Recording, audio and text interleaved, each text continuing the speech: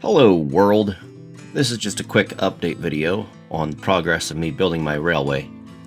I haven't had the time to spend any money on laying track or do anything like that, but I'm always in the mood for maintenance, and I've been kind of hoping that the track would get damaged somehow so that I could see what would be happening to this track in the future, that is before spending a lot of money on putting down new rail. And what has recently happened is 2 of the ties have come out from underneath the track. I determined that this is because they just slipped right off. There's no washers on them, their heads are very small, so they probably just popped right out when someone was walking upon them. Which is perfectly fine. That's the kind of maintenance I'm expecting to do. Now I'm going to fix it and try to find a solution. And hopefully this will give me a good forecast as to what kind of maintenance jobs I'll be looking forward into the future.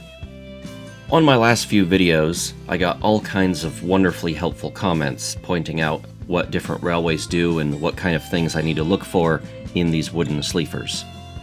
Before I get into the specifics of that, I'd like to ask you all to like, comment, and subscribe. It helps me in my eternal battle with the YouTube algorithm. Now then, let's get into these repairs and some of those YouTube comments. Some people commented that this is not properly ground-treated lumber. I knew that going into this. I decided to use much cheaper normal treated lumber because it's cheaper, and for no other reason, but I think I'm going to up to ground contact.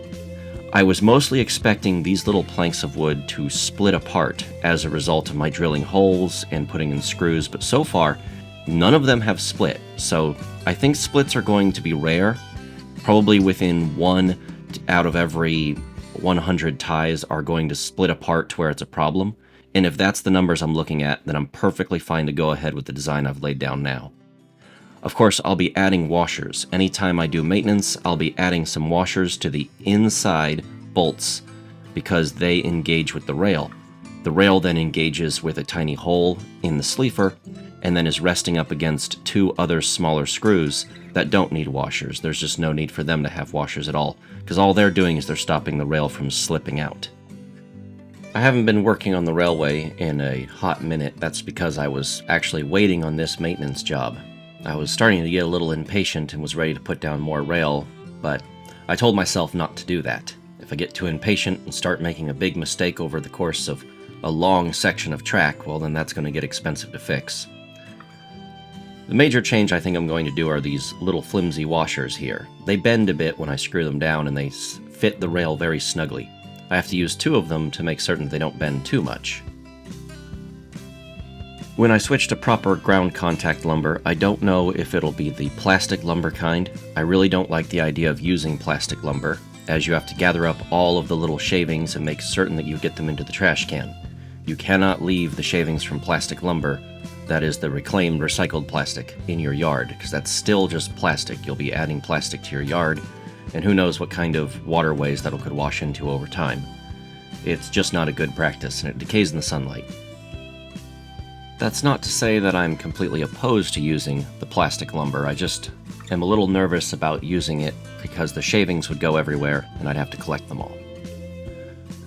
When I had first installed this little section of track, I had fabricated the rail and installed the rail on the same day.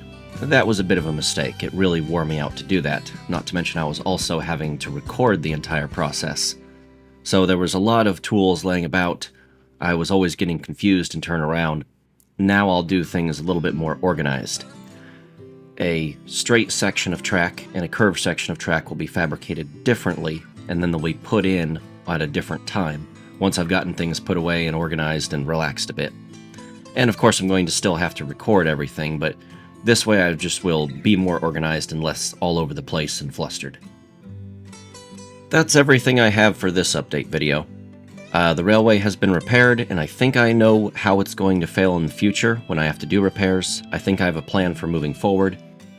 I can't guarantee regular updates on this video series because this is a toy railway. It's just for my amusement. It does not make me any money, and I can't see it making me money in the future, so I'm just going to have to do updates when I can. For now, I'm going to have to say, bye-bye!